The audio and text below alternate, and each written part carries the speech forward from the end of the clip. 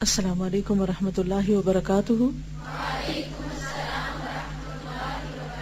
نحمده ونصلی علی رسولہ الکریم، اما بعد فاعوذ باللہ من الشیطان الرجیم، بسم اللہ الرحمن الرحیم، رب اشرح لی صدری ویسر لی امری واحلل عقدۃ من لسانی یفقہوا قولی۔ فصل 29، عزت اور ذلت اللہ کے اختیار میں ہے، کیونکہ بہت سے کام انسان لوگوں سے عزت یا اہمیت حاصل کرنے کے لیے کر رہا ہوتا ہے۔ گناہوں کی سزا کے طور پر انسان کے دل میں پروردگار عالم کی عظمت و جلالت کم ہو جاتی ہے، یعنی جب انسان ڈھیٹ ہو جاتا ہے، گناہ کرتا چلا جاتا ہے، تو پھر کیا ہوتا ہے؟ اللہ کی عظمت کا احساس کم ہو جاتا ہے۔ اس کو یوں سمجھ سکتے ہیں آپ، بعض لوگوں کے سامنے آپ بات کرتے ہوئے ڈرتے ہیں یا کوئی غلط بات کرتے ہوئے ڈرتے ہیں، کیوں؟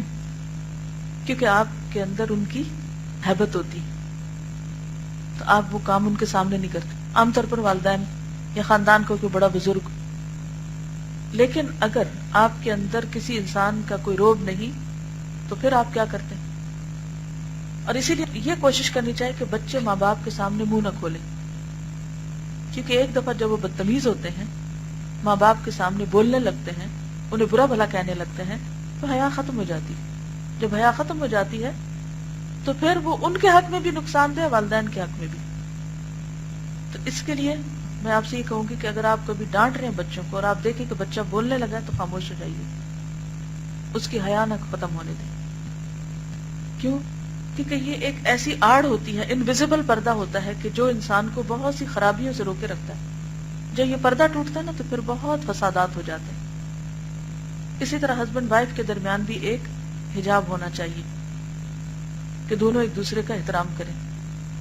جہاں بھی آپ دیکھیں کہ کوئی شخص آپ کے ساتھ بدتمیزی کرنے پہ اتر آیا ہے تو آپ وہاں دلیر شیر نہ بنیں تو اس سے زیادہ بڑھ کے چیخنا چلانا شروع کر دیں کہ میں ذرا اس کو دبا لوں، کیونکہ نتیجہ کیا ہوتا ہے کہ بعض اوقات چیخنے چلانے سے، شاؤٹ کرنے سے بات نہیں بنتی تو لوگ ہاتھا پائی شروع کر دیتے ہیں، مار پٹائی شروع کر دیتے ہیں، پھر اس سے بھی نہیں بنتی تو جان لے لیتے ہیں ایک دوسرے کی، تو نتیجہ کہاں پہنچے؟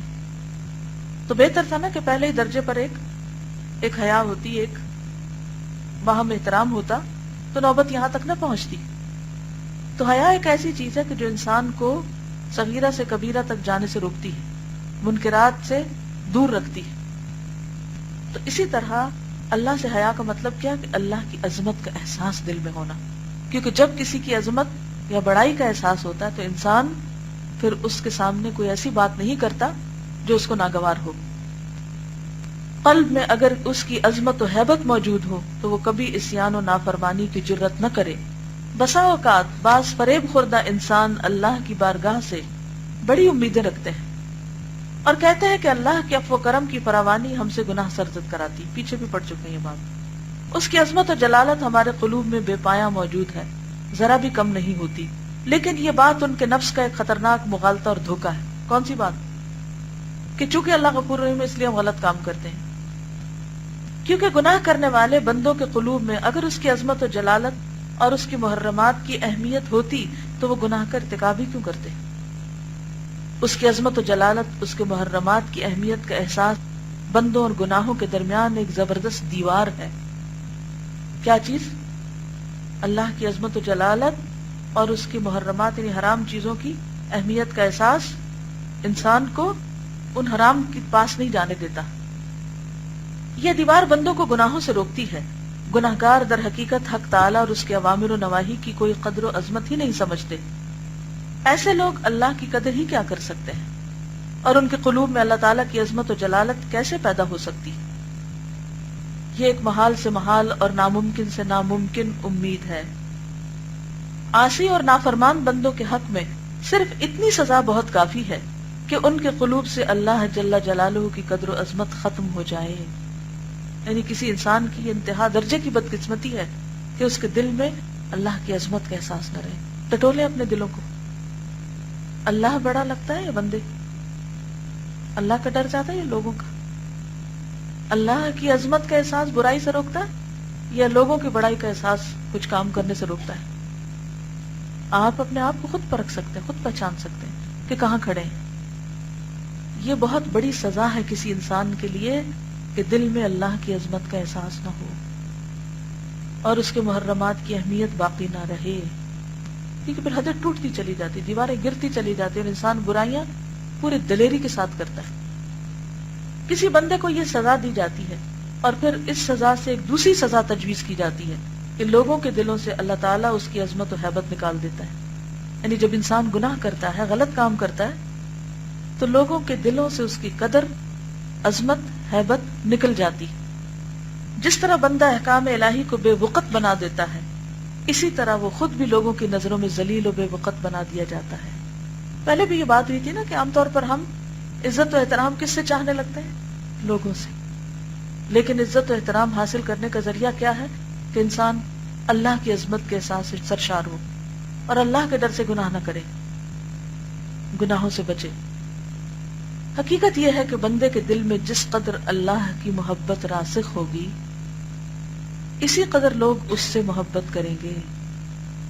اس میں جس قدر اللہ کا خوف ہوگا، لوگ اس سے ڈریں گے۔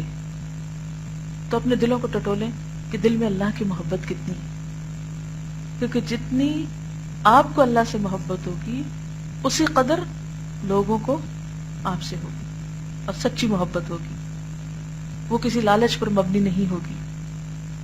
اور جس قدر آپ کے دل میں اللہ کا خوف ہوگا، لوگ آپ سے ڈریں گے۔ وہ محرمات الہی کی جتنی عظمت و تعظیم کرے گا، لوگوں میں اس کی عظمت و تعظیم ہوگی۔ وَمَن يُعَظِّمْ شَعَائِرَ اللَّهِ فَإِنَّهَا مِن تَقْوَى الْقُلُوبِ۔ حقوق اللہ کی بے قدری کرنے کے بعد یہ کیوں کر ممکن ہے کہ اللہ لوگوں کی نظر میں اسے بے قدر اور ذلیل نہ کرے؟ کیا معاصی اور گناہ کو بے قدر اور بے وقت سمجھنے کے بعد ممکن ہے کہ مخلوق اسے بے قدر اور بے وقت نہ سمجھے؟ خدائے قدوس نے قرآن حکیم میں جہاں معاصی کا تذکرہ کیا ہے، وہاں اس حقیقت کی طرف بھی اشارہ فرمایا ہے کہ ارباب معاصی کے قلوب پر ان کی بداعمالیوں اور بدکرداریوں کی وجہ سے پردے ڈال دیے گئے، گناہوں کی وجہ سے ان کے قلوب پر مہریں لگا دی گئی۔ کلا بل ران علی قلوبہم ما کانوا یکسبون۔ اور انہیں اللہ تعالیٰ نے اسی طرح بھلا دیا جس طرح انہوں نے اللہ کو بھلا دیا۔ انہیں اس نے ایسا ذلیل و رسوا کر دیا جیسا انہوں نے اس کے دین کو ذلیل و رسوا کیا۔ انہیں اسی طرح تباہ و برباد کیا جس طرح لوگوں نے اس کے احکام اور اوامر کو تباہ و برباد کر دیا۔ اور حقیقت یہ ہے کہ جسے اللہ تعالیٰ ذلیل و خوار کرے، اسے کوئی عزت نہیں دے سکتا۔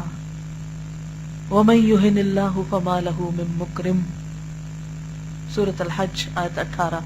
اور جسے اللہ ذلیل کرتا ہے تو اسے کوئی عزت نہیں دے سکتا۔ لوگ جب اللہ تعالیٰ کے سامنے سجدہ کرنے کے حکم کی بے قدری اور بے وقتی کریں، یعنی نماز نہ پڑھیں اور سجدہ سے جان چرائیں، تو اللہ تعالیٰ بھی انہیں ذلیل کر دیتا ہے۔ اور جسے اللہ تعالیٰ ذلیل کرے، اس کا اکرام و احترام کون کر سکتا ہے؟ اور جسے وہ قدر اور عظمت دے، اسے کون ذلیل کر سکتا ہے؟ سبحانک اللہم و بحمدک، نشہد ان لا الہ الا انت، نستغفرک و نتوب الیک۔ السلام علیکم و رحمۃ اللہ وبرکاتہ۔